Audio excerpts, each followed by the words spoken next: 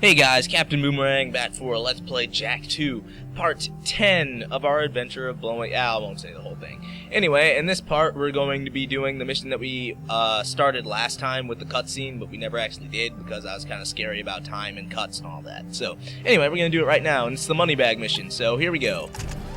Now, the money bag mission, I actually have some problems with it. Why? I think it's kind of sloppy. First of all, I start driving, and then the cops start shooting at me. Now, how in any way, any legal system is that even possible? Because I've been picking up cars and driving them. Hell, I've been stealing them from civilians, and they haven't done a thing. But I just start driving, and they all of a sudden think, he's driving rather fast. He's pretty suspicious. I mean, I don't know. I never got that. Second of all, it's just kind of lazy level design. Well, not really a level, but it's just drive to this checkpoint, and then I can kind of see through I'm not immersed when I'm doing this. I feel like, oh, I'm just doing this to do it. But you never really want that with a game, so I don't know why. Really don't want to start the whole part off with complaining, but whatever. I'm not complaining. I like a lot of the missions in Jack 2, obviously. If you've been watching the whole thing, you know that, but, you know, this one in particular I've never really liked. Also, it kind of gave me a lot of crap as a kid because I've never been too good at the driving controls when I was younger, and rightfully so, because actually I do enjoy the driving controls because I feel like there's some room for mastery with them. Because a lot of things that people don't really get about them is that it's an A-grab device, so oh god, get this, move, yes, we got it. Okay, I'll stop.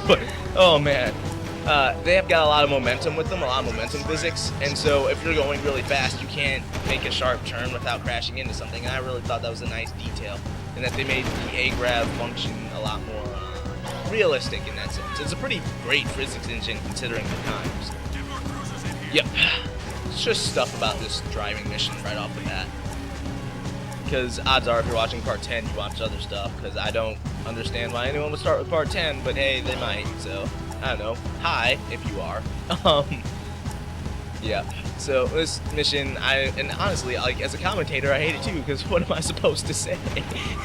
Okay, so drive to this point, and then drive to the next point? I got nothing for you, I'm sorry.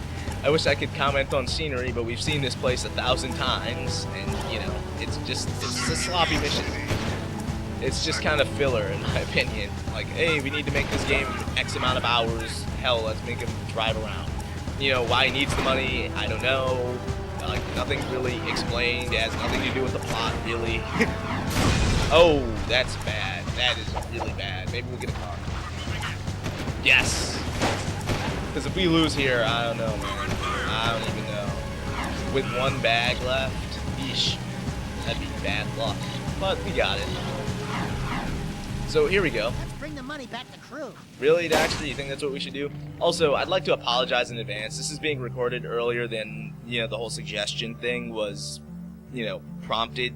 I.e. the last part. So again, I really like that idea of you being able to pick which mission you do next, but I just wasn't able to implement it because of just time constraints. I really just wanted to get this out of the way, so we're going to be doing the bin mission next. But honestly, feel free to comment. So I'm sorry if I led people to believe, but, you know, not many people watch these anyway, so... Sorry, I'll be quiet. Quite the money collectors, eh? Here's a gun upgrade. Now get out! I need my beauty lamp. Trust me, brother. There aren't enough hours in the day.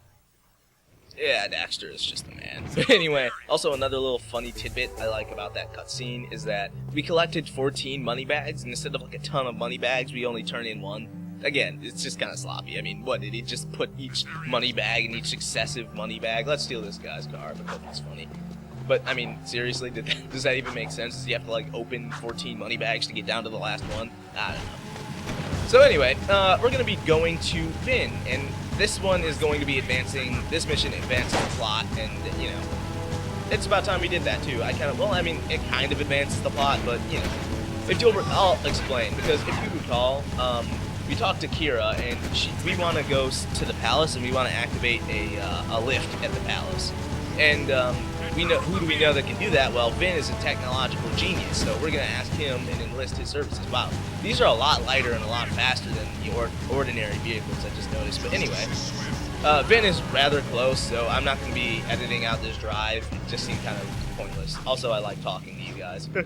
Anyway, let's go through here. Talk to Vin. Vin, buddy, we need a favor. I can't help you with your eco bill. We need you to switch on the access elevator in one of the palace's support towers. Sheesh!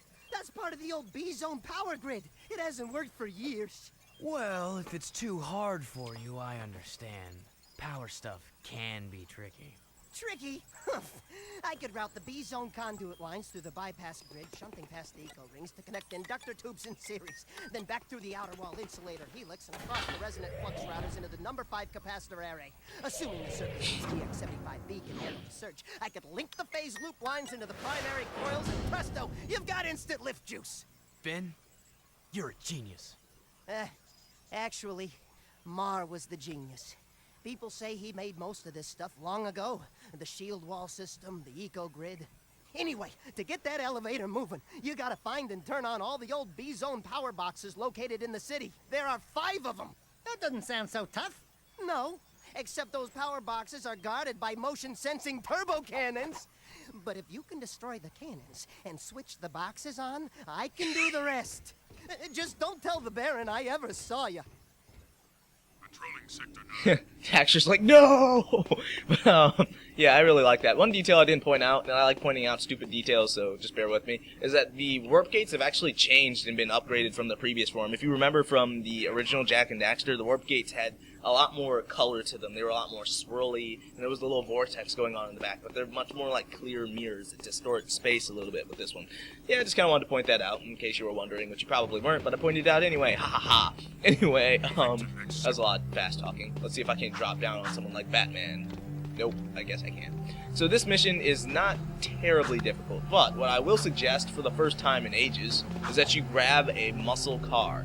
Now, when you're in a car, a good strategy to use is that you cannot take damage directly. The vehicle takes damage, and then you can switch vehicles. So you definitely want to pick a heavier vehicle, being, you know, the one I'm choosing being this one, because I think it's the best one. It's got a lot of control, and, you know, I just like it most.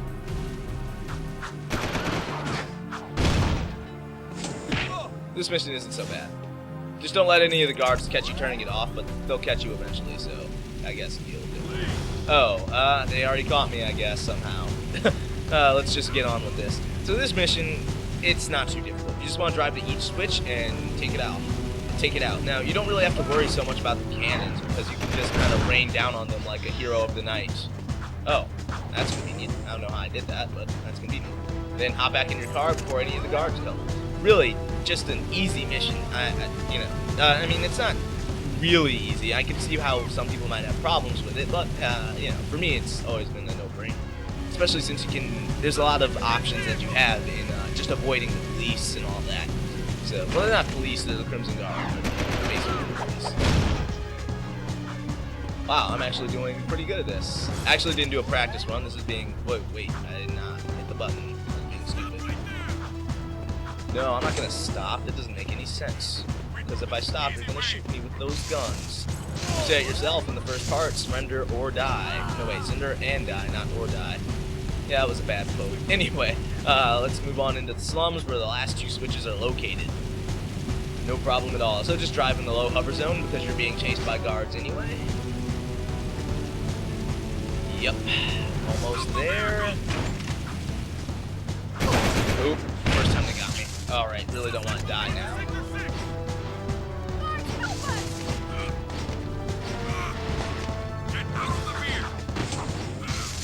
Yes, that's perfect. I actually only have 1 hit left, so I'm a little bit hesitant. So sorry for being a little bit quiet there, but I don't know. There's not really like a ton for me to say about this mission in particular, because it's, you know, retreading stuff that we've already done before. But I will say the motion sensing turbo cannons aren't too difficult to dodge. They're kind of like the ones that we saw in the sewers. So yeah, let's move on. I've always considered myself more of an informational kind of guy. I've never, you know, been one for too much entertainment. But you know, sometimes people find, you know, being informational entertaining, so. Okay, the B-Zone power grid is back online. Have fun being killed in the palace. Gee, thanks, man. Anyway, Finn's the man, though. I really like him.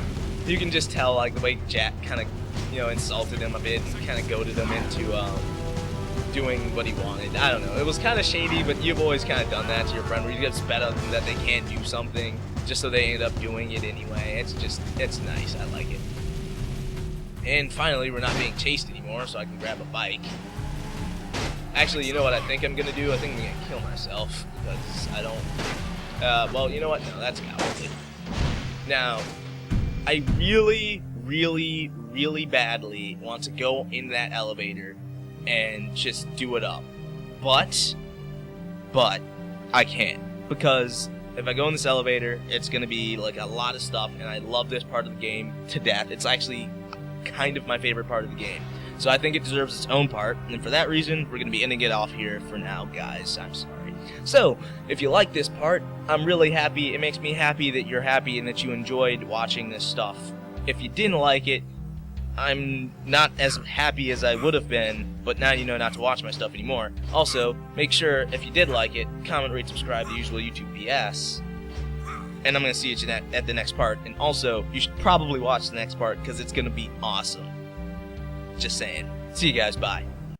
I'm not the hero that Haven City needs. I'm the hero it deserves.